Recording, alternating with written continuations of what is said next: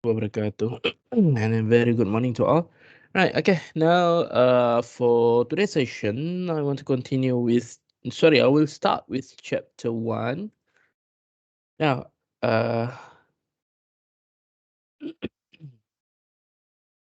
okay. Now, chapter one, we will learn regarding introduction to accounting. In this chapter, at the end of the chapter, you should be able to define what is accounting and bookkeeping, distinguish between bookkeeping and accounting, explain briefly the history and development of accounting, explain the importance of accounting in business, explain internal and external uses of accounting information, identify types of various forms of business, compare characteristics, advantages, and disadvantages for different types of business, describe accounting concepts and principle, and explain impact technology on accounting. Now, first, when we talk about accounting, there are two terms that will be used in accounting. That is accounting and bookkeeping. Okay, so dua term ni dia sangat banyaklah diperkatakan berkenaan dengan accounting and bookkeeping. Before we go further regarding the difference between accounting and bookkeeping, let us look at the definition for accounting and bookkeeping. First, accounting. Accounting refers to process of classifying, recording, and summarizing the business transaction in monetary terms and interpreting the financial data to interested parties to enable them to make a decision. Okay, now process of accounting involve classifying, recording, and summarizing. So classifying involve sorting out of the mess of accounting data into orderly and meaningful categories or classification. Recording, where transactions are first recorded in the book of business. Summarizing, accounting data for a particular period is summarized in the form of financial statement. Analyzing and interpreting, financial statements are analyzed and used to assist in more effective decision making. Okay, classifying first. What is classifying? So when a company involved in business, so there are lots of transaction. Okay, they will do lots of transaction within a month. For example, kita ambil satu bulan lah. So dalam masa satu bulan tu akan ada banyak transaksi. There are lots of transactions involved, whether sales, purchase, or purchase of asset, acquire of assets, um, additional capital, or uh, payment for various expenses. Okay, so bila kita dapat when we get the documents, all the source documents for every transaction, we need to classify each transaction. So setiap transaksi tu kena masuk mengikut kelasnya. Whether this one is purchase or sales, or this one is just expenses, this one's involve increase in capital, or this one involve increase in asset but at the same time increase in liability. So semua tu kita kena classify, kena letakkan mengikut dia punya kelas. Recording. So recording, dalam proses recording apa yang kita kena buat? First, we have to record journal entries. So setiap transaction tu kita kena buat journal entries and then transfer or post to ledgers. So, apa gunanya journal entries? Kita buat journal entries dulu dan kemudian kita post ke dalam ledger. Tak boleh ke kita post terus ke dalam ledger? So, journal entries sebenarnya adalah kita panggil macam reference. Okey, rujukan. Bila kita buat journal entries, yang pertama kita akan plotkan apa account yang terlibat dan yang kedua kita akan plotkan amount dia di bahagian debit atau kredit. So tujuan dia kita nak beritahu bila kita nak post ke dalam ledger, satu, kita akan ikut nama account dan kedudukan dia. Let's say for example, additional capital. We will debit cash and then credit capital. Okay. So bila dia beritahu debit cash, credit capital means kita bagi arahan kepada accountants. Yang pertama, bila kita buat journal entries, kita plot dulu.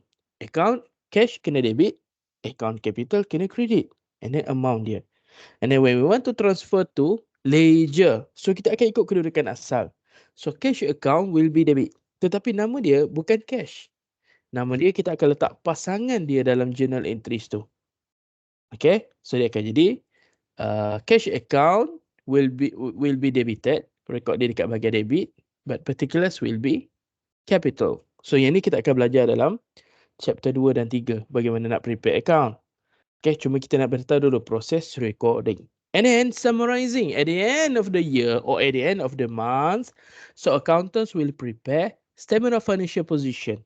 So there are two types of statement of financial position. We have, bukan statement of financial position, financial statements. There are two types of financial statements. We have SOPOL, statement of profit or loss, and then SOPI, statement of financial position. This one we will learn in the further chapter. Chapter 4, chapter 5 kalau saya tak salah. Kita akan belajar juga yang ini, jangan risau. Okay, so proses summarizing adalah data-data, maklumat-maklumat yang kita dapat berdasarkan kepada trial balance, kita akan pindahkan ke dalam financial statements. So what are the reason we prepare financial statements? For statement of profit or loss, we want to look whether our company gain profit or loss. Okay. Statement of financial position, we want to look at our company's asset. So company's asset, whether covered by capital or covered by liabilities. Okay, so asset ini jumlah dia sama dengan liability tambah equity. So kita nak tengok. Okay, financial position, kita nak tengok kedudukan kewangan kita. So kewangan kita ni, aset kita ni dibiayai oleh apa? Adakah dia biayai oleh modal atau dibiayai oleh liability? Okay, so itu tujuan dia. Okay, the first three classifying, recording and summarizing are bookkeeping. So 3 item yang pertama ni bookkeeping. Okay, dia ada dalam bookkeeping.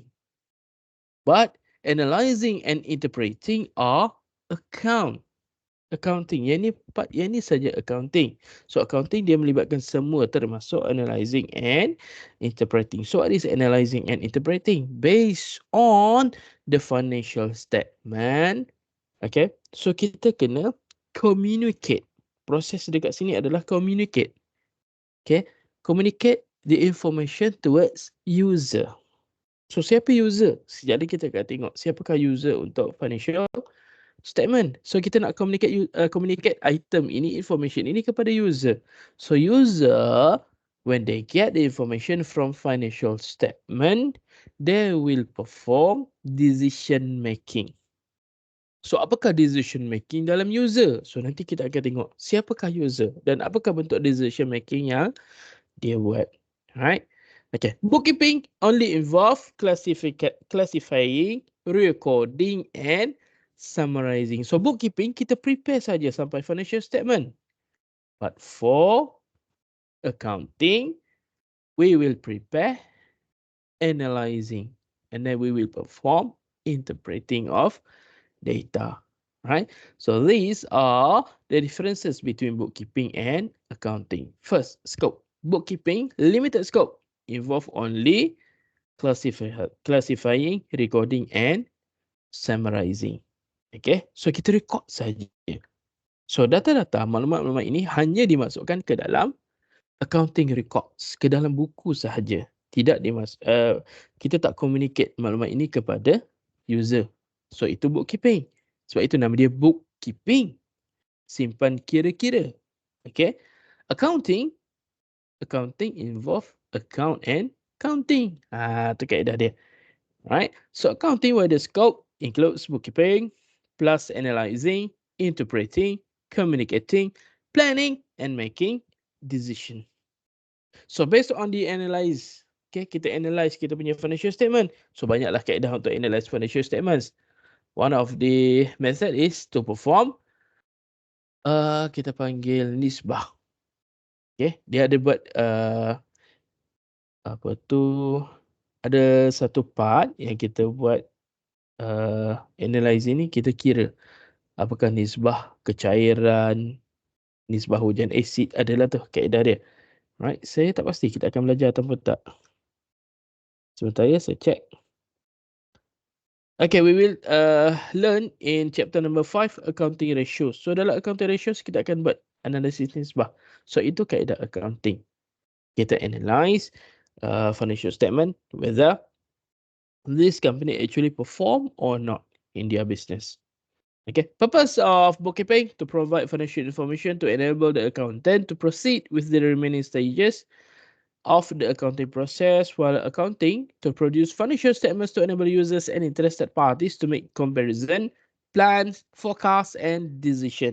So purpose of accounting is to assist users decision making process, but purpose of bookkeeping is to help the accountant to prepare uh, bukan to prepare, help the accountant to proceed with the remaining stages. So apart from kita prepare financial statements, kita buat juga analyzing, interpreting, communicating and so on. Sorry. Okay. Now, history and development of accounting. History, saya tak sentuh banyak sangat lah berkenaan dengan history of accounting. You can read on this part. Okay. Cumanya, apabila kita katakan berkenaan dengan accounting, so dia tidak bermula pada 1494. Okay. The world know, satu dunia tahu dan mengiktiraf bahawa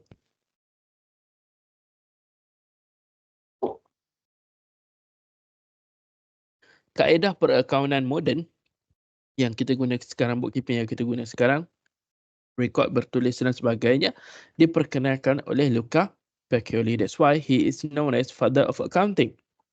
Okay, produced the first established work on double entry bookkeeping on 1494. Okay, but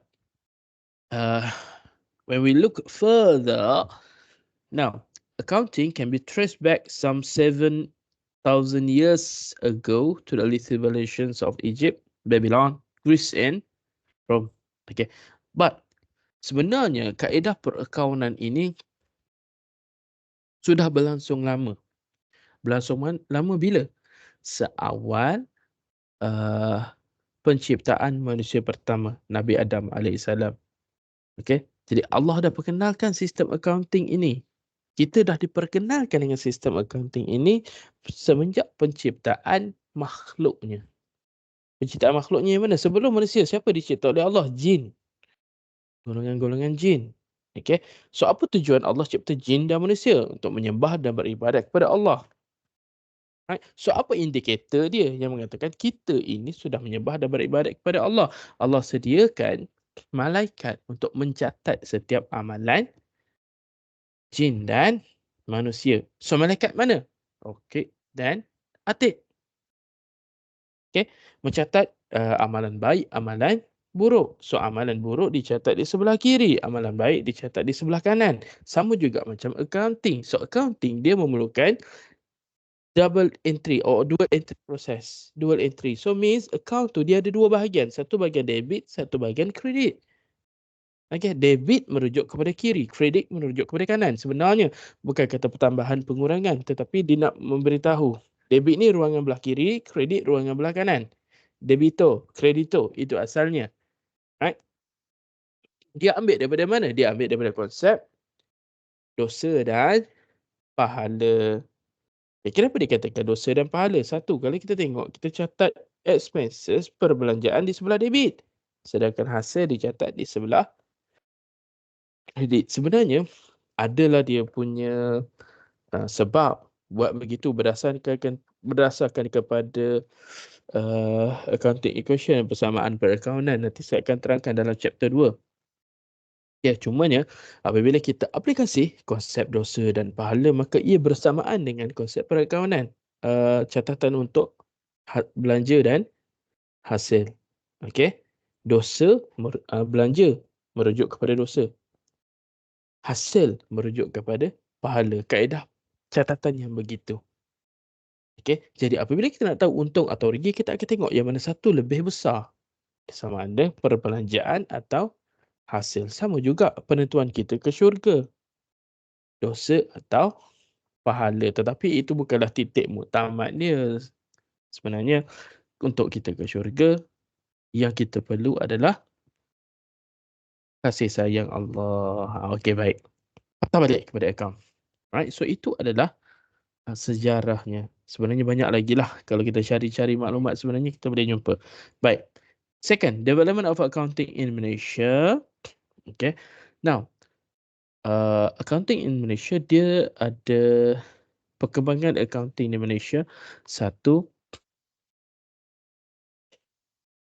dia ada dua badan yang mempengaruhi perkembangan accounting di Malaysia. Okay, yang pertama kita ada professional bodies. Okay, professional bodies, for example, MIA. Bukan for example lah, memang di Malaysia, our professional bodies is MIA, Malaysian Institute of Accountant. So, apa tujuan Malaysian Institute of Accountant diwujudkan? Dia, MIA, fokus dia adalah to assist accountant. Okay, untuk membantu accountant. Membantu accountant macam mana? Satu, supaya cakna dan sentiasa up to date dengan ilmu-ilmu perakaunan semasa. Sebab itu, MIA ditubuhkan dengan tujuan untuk memberi latihan. Okay, to give training to accountants in Malaysia so that they can be up to date with the current accounting knowledge. Okay, now, there are ada perbezaan di antara professional bodies dengan regulatory bodies. Okay, so MIA ni dia termasuk dalam regulatory bodies. Right? Walaupun dia adalah professional bodies, so siapa yang jadi member MIA ni kira dia termasuk dalam professional punya ni lah. Okay, accountant professional. Right? Cumanya dia tak provide certificates. Right? So, professional bodies, for example, ACCA, CPA, SIMA. So, ini dia provide professional certificates. Sama juga macam CILT untuk kamu punya ni bahagian bidang. Logistik punya bidang kan ada CILT sama. Dalam account kita ada SIMA, ACCA, CPA. So, itu adalah professional certificate for accountants. Right? So, professional bodies, SIMA, ACCA, MIPA, they provide professional examination. So, kita kena jawab examination tu. Kena ambil examination tu.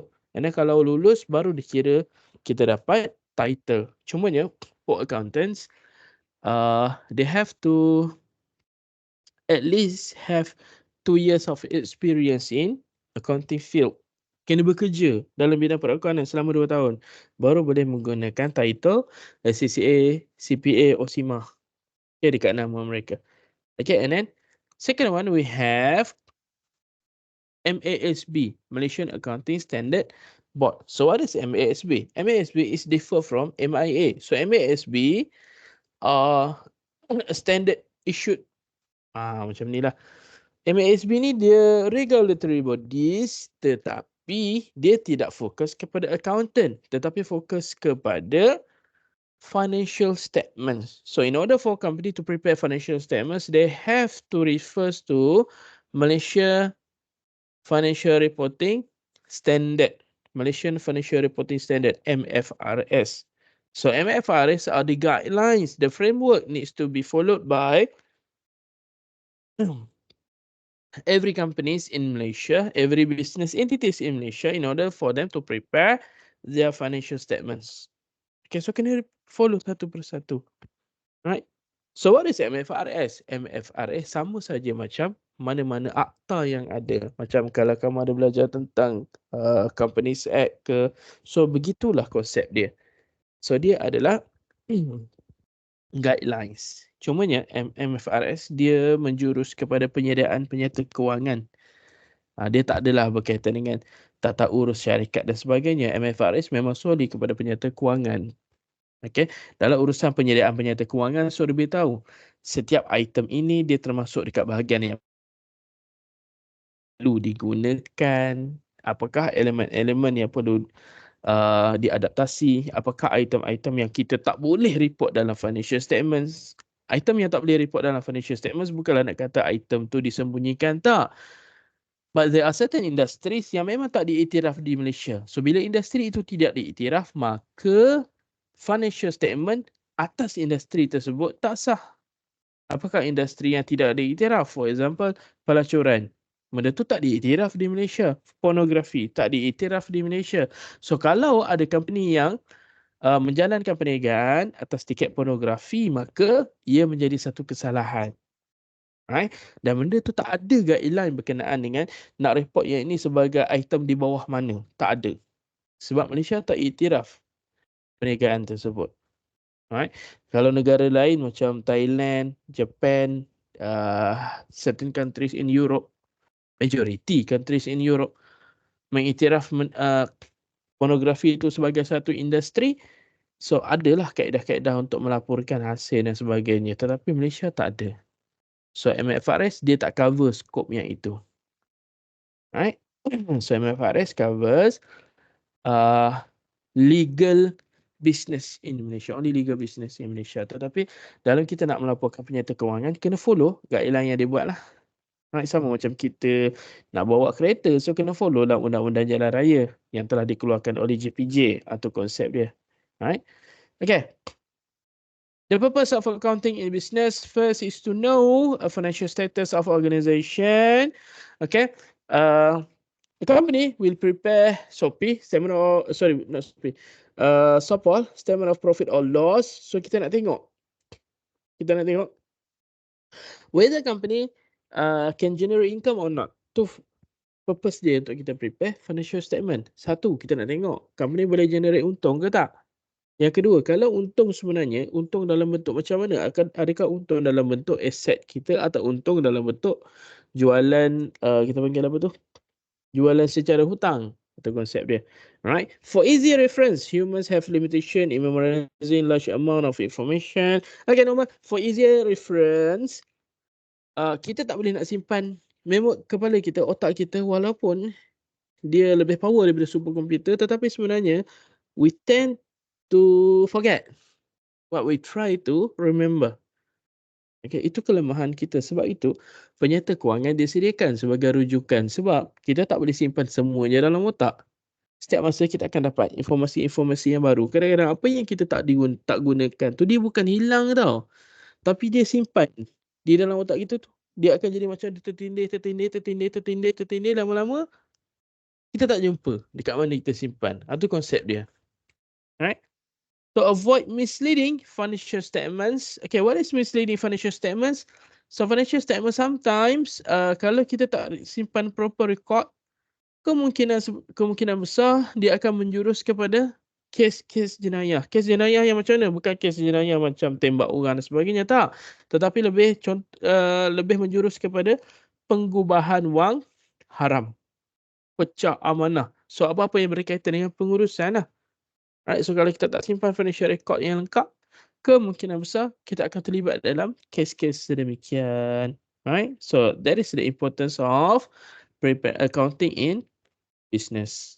Okay, walaupun akan datang kamu belajar dalam bidang logistik dan kamu akan bekerja juga dalam bidang logistik, and maybe certain of you will open a business in logistics field, but still you need to have accounting knowledge. Kenapa kita kena ada accounting knowledge? Sebab kalau kita tak ada ilmu perakaunan, kamu tak tahu macam mana nak simpan rekod, yang pertama. Yang kedua, when you perform a business, still government will charge you tax. Kena bayar cukai. Okay? So bila kita kena bayar cukai, bagaimana kita nak buktikan perniagaan kita untung atau rugi? Kalau rugi tak payah bayar cukai sebenarnya. Bukan tak payah bayar lah. So dia macam dikecualikan lah sebab rugi. Okay, so item pendapatan perniagaan ni kamu dikecualikan lah daripada cukai. Tapi macam mana kita nak buktikan? We have to show financial statements. So kena tunjuklah financial statements kita, untung ke, rugi ke dan sebagainya. So dari situ, LHDN akan buat kira-kira semula. Right? Wajib ke bayar cukai? As a citizen, yes, wajib. Unless kalau kamu bayar zakat. Bila kita bayar zakat, so kewajipan untuk cukai itu dikurang sikit. Kurang banyak mana? Kurang sebanyak mana nilai zakat. Sebab dia takkan buat dua kali. So once kita bayar zakat, tapi zakat amount dia berapa? 2.5%. Ada tak kebaran kalian kita kena bayar cukai walaupun kita dah bayar zakat? Yes. Kalau amount zakat kamu kurang daripada nilai taksiran cukai. Right? So still ada perbezaan tu, perbezaan itu yang kena dibayar. Right? Zalim lah macam tu. Ya itu depend pada government sebab benda ni government yang buat. Right? Okay, now let's look at the users of accounting information. Okay, we have two types of user for accounting information. We have internal users and external users. So who's our internal and external users? Internal users are users within the organization. Those who use financial statements for the business, for the entity, within the entity itself. So siapa? Owners. Who are owners? Okay, if you own the business, you are the owner. Right? Kamu buat satu perniagaan, kamulah pemilik dia. Apabila perniagaan ini didaftarkan di bawah nama kamu. Yang kedua, kalau kita bukan pemilik perniagaan, dari konsep kita tak buka perniagaan. Tapi macam mana kita katakan kita pemilik perniagaan? Kalau kamu beli saham. Right? Let's say, kamu tak buka perniagaan, but you join, kita panggil apa tu? Stock market. So, kamu beli stock, kamu beli saham. Beli saham Nestle, beli saham Dash Lady, beli saham Ayamas, for example. Kita beli saham, kita beli ordinary share. Kamu beli saham Bank Rakyat. Selagi mana kamu beli ordinary share atau saham biasa, maka kamu dikira sebagai pemilik syarikat. Walaupun jumlah yang kamu pegang mungkin just 1%. Still, you are the owner of the company. Company mana? Public limited company. Okay, still kamu jadi owner lah sebab kamu beli saham dia. Managers. Okay, management. Orang yang menguruskan syarikat. Yes, dia dikira sebagai internal user. Employees, pekerja. Kita bekerja dengan syarikat. Maka kita adalah internal user. Tetapi tengoklah kita kerja directly or indirectly. Kalau indirectly macam cleaner, dia tak dikira sebagai internal user sebab tak ada kepentingan untuk dia. Okay, but for employees, yes, ada kepentingan. Apakah kepentingan dia? Let's say, you want to look whether this company can pay your salary or not. So, kita kena tengok kepada keuntungan syarikat lah. Itu konsep dia.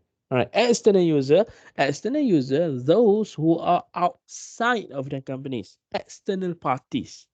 Mereka yang berada di luar daripada organisasi. Bankers, government, investors, consumers, suppliers, creditors. Okay, so mereka adalah orang-orang yang luar daripada organisasi, tetapi kenapa kita katakan dia sebagai user? Alright, walaupun mereka berada di luar organisasi, tetapi kebanyakannya melakukan transaksi dengan organisasi kita, dengan perniagaan kita. Bankers dia tak melabur dalam perniagaan kita. Tetapi kalau kita buat pinjaman dengan dia, maka dia perlu menggunakan kita punya financial statements as reference. Okay, sebagai rujukan whether nak bagi ataupun tak pinjaman kepada kita. Alright, government will use our financial statements in order to charge for tax, and then several apa-apa benefits lah towards business. Contoh macam tahun 2020, perniagaan kecil dan sederhana, mereka dapat bantuan subsidi upah pada masa kita panggil apa tu, pada masa PKP dulu. Right, so government will use companies' financial statement, business financial statements in order to give benefits. Bukan setakat nak kenakan cukai sahaja. Right, potential investor, current investor, potential investor. Current investor means existing investor. Mereka yang memang dah melabur dalam syarikat kita. Sama ada melabur dalam bentuk share, melabur dalam bentuk bond dan sebagainya. Okay, mereka dikira sebagai investor. Potential investor, public, yang berada di luar. Okay, yang mungkin ada interest, ada keinginan untuk melabur dalam syarikat dengan cara untuk membeli saham. Right, so mereka akan tengok perkembangan syarikat through financial statements. Right, bila kita sebut tentang investor, dia lebih menjurus kepada syarikat lah dia tak menjurus kepada sole proprietorship atau partnership, tetapi lebih menjurus kepada public listed company. Right? Okay. Types of business, we have 3 types of business. Actually 4. Tapi koperasi kita tak bincangkan. Okay, yang biasa kita tahu adalah sole proprietorship, milikan tunggal, partnership, perkongsian, and then limited companies, syarikat berhad. Now, limited companies, there are 2 types of limited companies. We have privately limited companies or private limited companies. This one is syarikat sendirian berhad.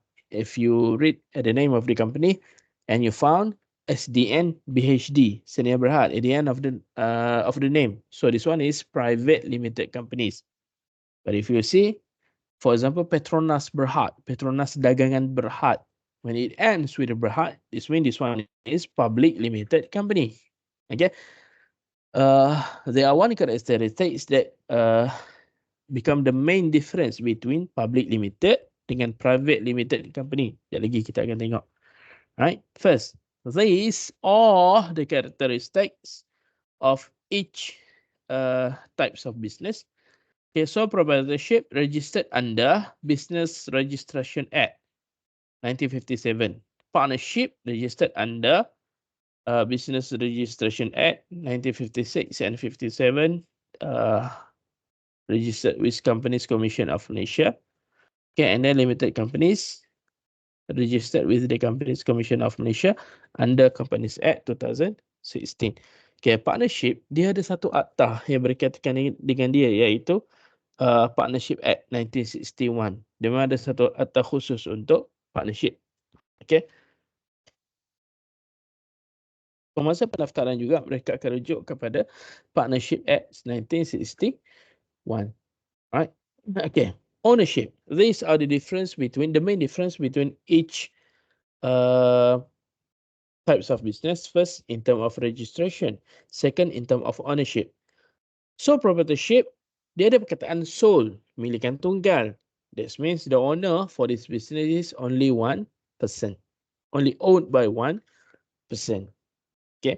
So peniaga milikan tunggal, pemilik dia satu saja sebab didaftarkan atas satu nama. Bila pemilik dia mati, suppose perniagaan ini akan terbubar. Tetapi still waris boleh menyambung perniagaan, mengambil alih perniagaan dengan cara mendaftar pemilik baru.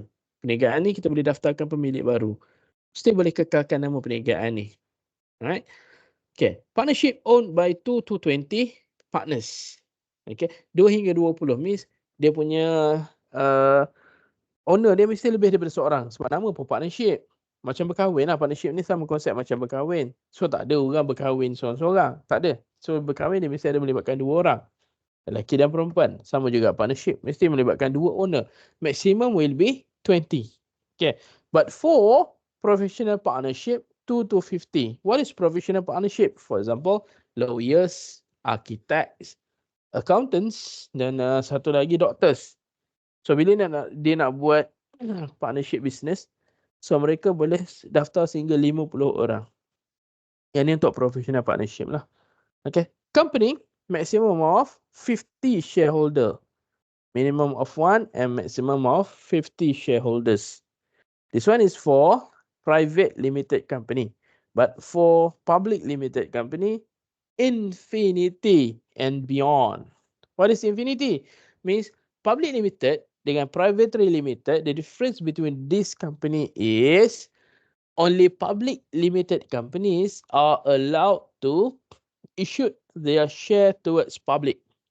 Means public limited je yang boleh issue share kepada orang awam. Okay, privately limited, syarikat sendirian berhad tak boleh. Okay, mereka hanya boleh issue share kepada owner yang didaftarkan. Okay. Normally, for privately limited companies, the shareholders either family members or business partner. 2 tu saja, sama ada family member atau business partner. Okay, so itu saja dikira sebagai pemegang saham untuk privately limited. Dia tak boleh offer kepada orang awam. Kalau dia nak offer juga, dia mesti ada orang yang tak ada kaitan dengan company lah. Okay, dia mesti ada resolusi dalam dia punya mesyuarat. Alright? Cumanya untuk public limited bebas. Still kalau dia nakkan dia nak tambah dia punya capital, dia akan issue share. Tetapi sebelum issue share kepada orang awam tu adalah kaedah-kaedah dia, kena mohon dengan SXM dan sebagainya. And then issued prospectus. Within the prospectus dia ada borang untuk orang awam membeli share. So dia orang boleh reply, boleh isi borang tersebut beserta dengan bayaran lah. And then kalau berjaya akan dapat share, kalau tak berjaya akan dipulangkan. Tu konsep dia. Right? Okay. Liability, dia ada 3 main difference. Okay, registration, ownership and liability. Okay, liabilities for privately limited, for sole proprietorship dan juga partnership, dia adalah unlimited.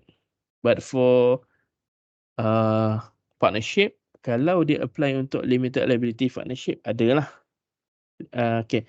Apa beza antara unlimited liability dengan limited liabilities? Unlimited liabilities in case the company wound up, company ni bungkus. And then harta syarikat dia tak boleh, harta perniagaan tak mampu nak bayar hutang. Maka dia boleh ambil harta owner. Okay. Sama juga partnership. Kalau dia bukan limited liability partnership, maka harta perkongsi juga akan digunakan untuk bayar hutang. But for company, since they have limited liability, nama pun ada berhad, perkataan berhad kat belakang means the liability only limited to a certain degree. Certain degree yang macam mana? Jumlah dia banyak mana? Depend on how much the owner contribute to company. So that means jumlah yang akan diambil hanyalah terhad kepada jumlah modal yang disumbangkan. Okay, itu kelebihan untuk limited liability company. Alright. Now, advantages and disadvantages of these 3 types of business. Okay, for sole proprietorship, advantages dia adalah simple.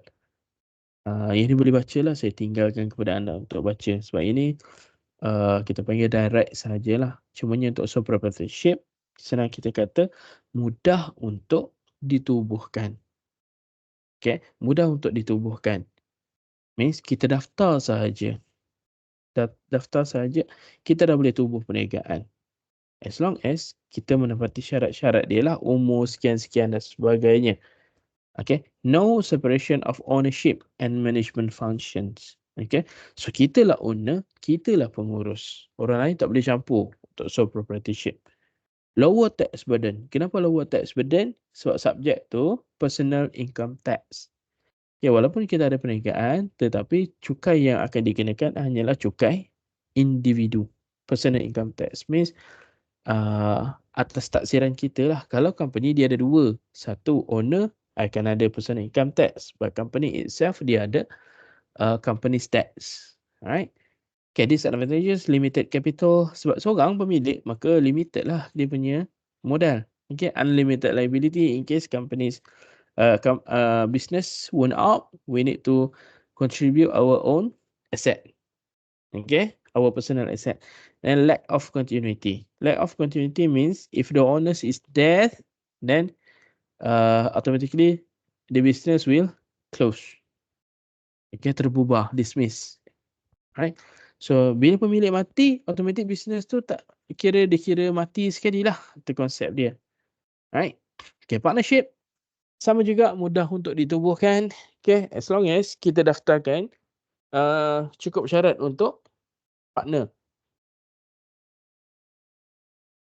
More capital contribution compared to sole proprietorship, sebab ownership lebih daripada seorang, 2 orang dan 2 orang sehingga 20. So capital contribution tu akan lagi tinggi lah daripada sole proprietorship. Okay, lower tax burden sama juga. Still partnership will only subject to personal income tax. Okay, so personal income tax, cukai individu, cukai ke atas individu. Means dia adalah dia punya level dia berapa persen ada kiraan dia. Right? Kalau untuk company, individu kena bayar, company pun kena bayar. Alright, disadvantages, limited size of the business compared to company, unlimited liability. Still, owner's asset will be taken over if the business wound up. Okay, kalau business tu bungkus, masih lagi aset-aset pemilik perlu dibayar lah.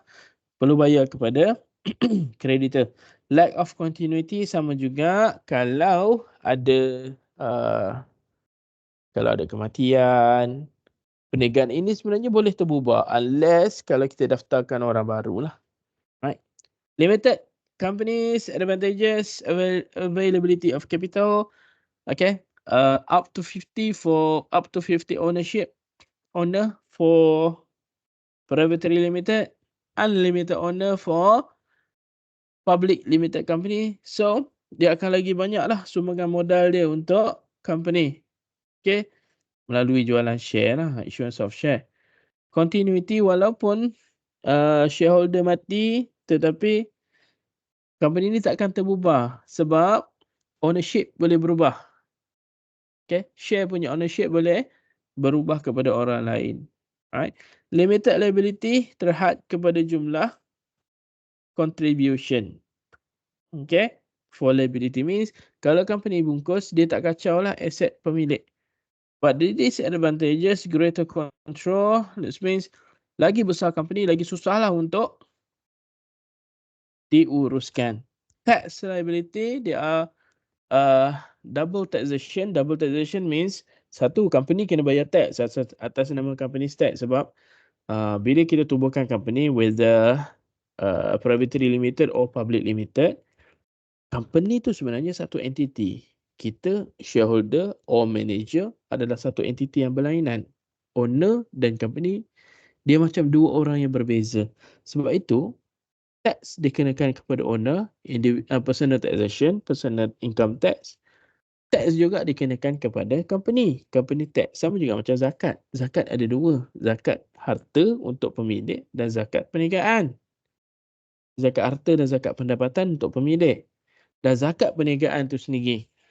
Perniagaan tu sendiri dikenakan zakat. Means perniagaan tu adalah satu entiti yang lain daripada owner. Okay. And then cost, organization cost. Yes. The bigger the organisation, the bigger the cost. Itu kaedah ayat kita lah. Semakin besar organisasi, maka semakin tinggilah cost yang perlu kita bayar. Alright. Okay, now.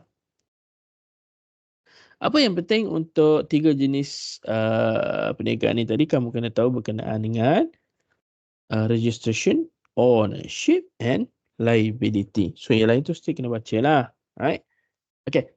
Satu lagi, books and account. So, account untuk company wajib buat annual reports and financial statements. Wajib buat and it sent to Companies Commission of Malaysia. Cumanya untuk privately limited dia tak akan disclose pada orang awam lah. Untuk public limited dia akan disclose dekat dalam bursa. Company yang masuk dalam bursa, kamu boleh download dia punya financial statements. Okay. Tapi untuk privately limited tak boleh. Kena beli dekat SSM.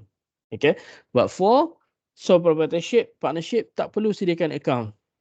Tetapi seeloknya sediakan untuk tujuan percukaian. Alright. Okay.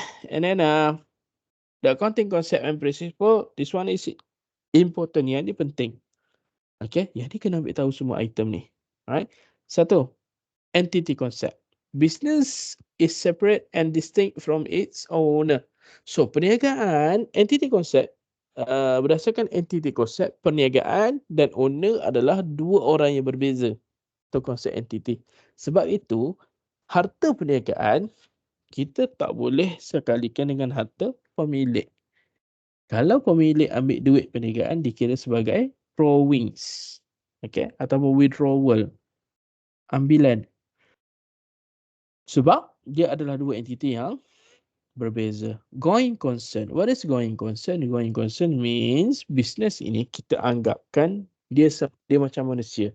Dia ada nyawa yang berterusan. Means business ni bukan kita buat untuk setahun sahaja. Tak. Okay. Konsep going concern adalah macam kamulah. Okay. Bila kamu sambung belajar di KPM, tak boleh nak set saya nak belajar 1 semester je. Tak, kamu kena habiskan, untuk habiskan diploma tu, that's mean kena berterusan selama 6 semester. Lebih kurang macam itulah konsep going concern. Okay, kita tu bukan perniagaan, bukan nak hidup setahun sahaja, tetapi perniagaan ini akan berterusan hidup. Itu kaedah dia going concern. Akan berterusan beroperasi selagi mana tak kiamat. Alright? Monetary unit or monetary measurement. So, monetary unit means each transaction must be valued. Oh, payah betul lah ayat dia. So, monetary unit bermaksud setiap transaksi kita akan nilaikan dalam bentuk duit. So, nak pakai duit mana? So, transaksi duit tu depend kepada negara yang kita buat operasi lah. Right? Kita tu bukan perniagaan dalam Malaysia, so our monetary unit is ringgit Malaysia. If we open our business in Australia, so dia akan jadi Australian dollar. Kalau kita buka dekat Singapore, Singapore dollar. So kaedah begitulah monetary unit. Okay? Consistency, kita merujuk kepada accounting basis and concept. What is accounting basis and concept? Accounting basis, for example, we have accrual basis and cash basis. So, consistency kita tak boleh ubah-ubah.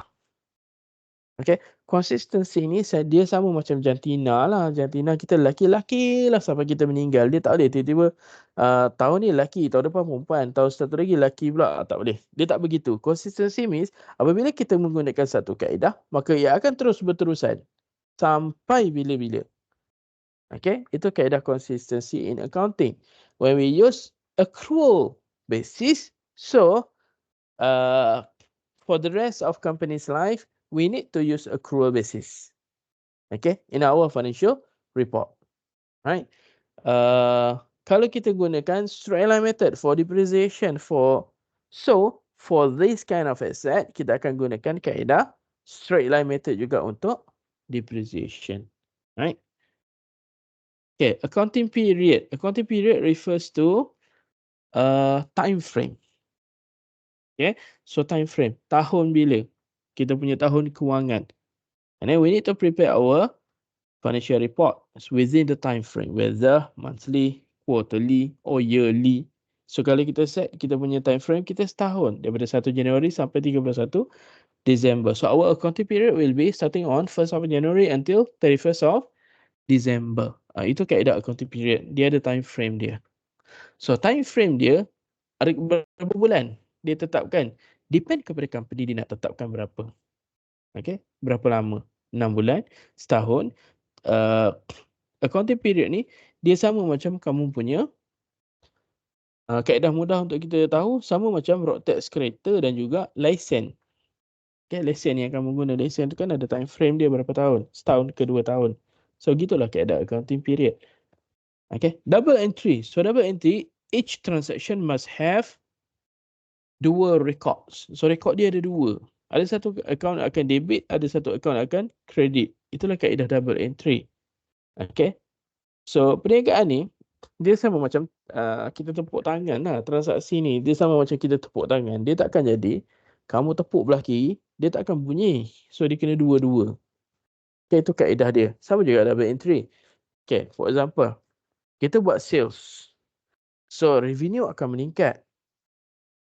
Right? Revenue akan meningkat sebab kita buat sales. Tapi apa yang kita dapat daripada sales tu? Adakah kita dapat duit atau kita dapat pelanggan sahaja? Kalau pelanggan beli hutang, kita dapat pelanggan je. Kalau pelanggan beli secara tunai, kita dapat duit. Right? So itu kaedah double entry. Double entry. Right? So ada satu account akan debit, ada satu account akan credit. Bila kita buat jualan, sales akan credit. Sebab dia adalah pendapatan. Dia sama konsep macam pahala tadi, kita akan rekod belah kredit.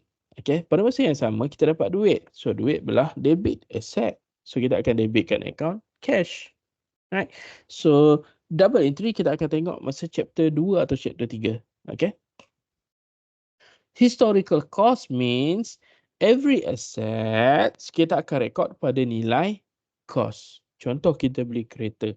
Walaupun 9 tahun berlalu. Let's say kita beli kereta tahun 2020 dan sekarang dah 2024. Dah 4 tahun berlalu contohlah. 4 tahun berlalu. Okay. Still, bila kita rekod dalam kita punya rekod perniagaan, kita kena rekod pada harga kita beli. Let's say kita beli kereta tu pada tahun 2020 adalah 2 juta. So dalam kita punya account, rekod kita still kereta tu bernilai 2 juta. Tapi kenapa nilai dia makin susut? Disebabkan adanya depreciation. Okay. So depreciation nanti kita akan belajar juga. Don't worry. Alright. Okay. Matching. So matching, all expenses incurred to generate the revenue must be reported with the period in which the revenue is reported. So matching means setiap hasil dia ada belanja dia yang terlibat. Okay. For example, kita jual sardin.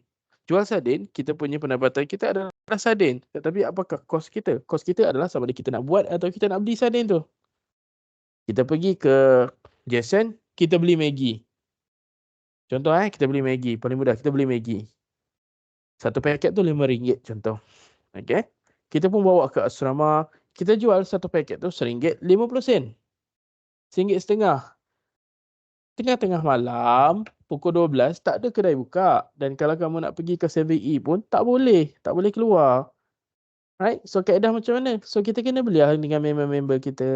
So, kita, bila konsep begitu, kita pun nak jual lah Maggi kepada mereka yang lapar di tengah malam. So, kita beli RM5 satu bungkus besar tu pada hari ini. Hari ini berapa bulan? 14 April. And then kita jual pada 30 April. Okay, 30 April. Right. RM1.50 satu. Right. 1 Mei lah kita jual pada 1 Mei. Tapi still kita punya perakaunan kita tutup pada 31 Disember. Maka kita kena beritahu. Okay, matching ni kaedah dia. Maggi yang kita jual tadi, ada kos dia yang kita bayar. So, dua-dua kena report. Okay, dua-dua kena report. And then, bila kita nak kira untung, so RM1.50 kali 5, berapa? RM7.50. Tolakkan dengan nilai Maggi yang kita beli kat Jason. Tolak RM5. So, kita dapat RM2.50. RM2.50 itulah untung kita. Itu kaedah matching. Okay. Kaedah matching, kita kena report expenses yang terlibat tu yang terlibat dalam menghasilkan jualan. Okay. Kaedah mudah adalah sales. So the cost incurred for sales is cost of sale. So yang ni kita akan tengok nanti dalam format Sopol. Kamu akan nampak lah. Right. Accrual. Accrual means walaupun hasil atau belanja, okay, kita tak dapat pada tahun ia berlaku. Right. Contoh, kita tutup akaun pada 31 Disember. Okay. Kita buat jualan tu pada 30 Disember. Kita jual.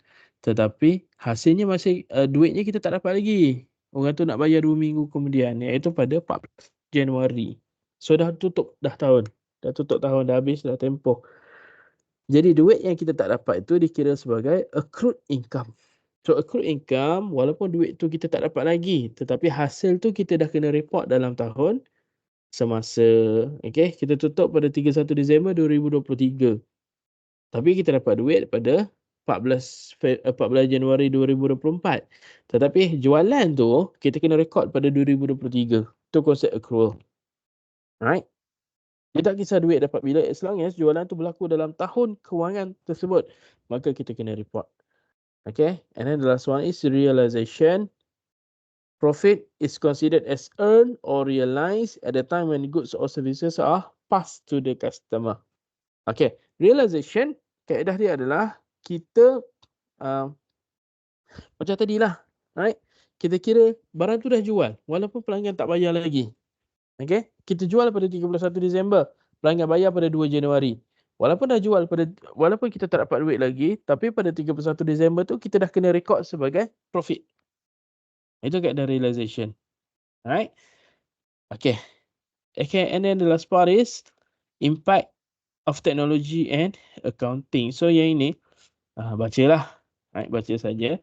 Cuma yang saya nak beritahu apa impact dia. Now, before this, account are prepared in traditional way. Okay, so account kita prepare menggunakan buku ledger, buku journal, kertas dan pen. Tetapi sekarang seiring dengan perkembangan teknologi, dia dah ada accounting software. So kita nak record account tu sendiri, kita dah boleh pakai software. So mudah, lagi mudah. Itu antara impact yang baik lah perkembangan teknologi dengan accounting. Second, for financial statement user of financial statements. Okay, kalau kita nak tengok financial statements untuk company public limited, kita boleh download saja dekat Bursa Malaysia. Tak perlu kita pergi physically to SXM atau kita pergi physically to company tersebut. So we can download the annual reports and financial statements in Bursa Malaysia. So itu antara perkembangan yang bagus lah. Okay. Antara impact positif perkembangan teknologi terhadap bidang perakaunan. Alright, okay. So we have reached end of the topic. So thank you. Untuk topik 2 akan berlangsung secara bersemula lah. Alright, okay. Assalamualaikum warahmatullahi wabarakatuh. Thank you.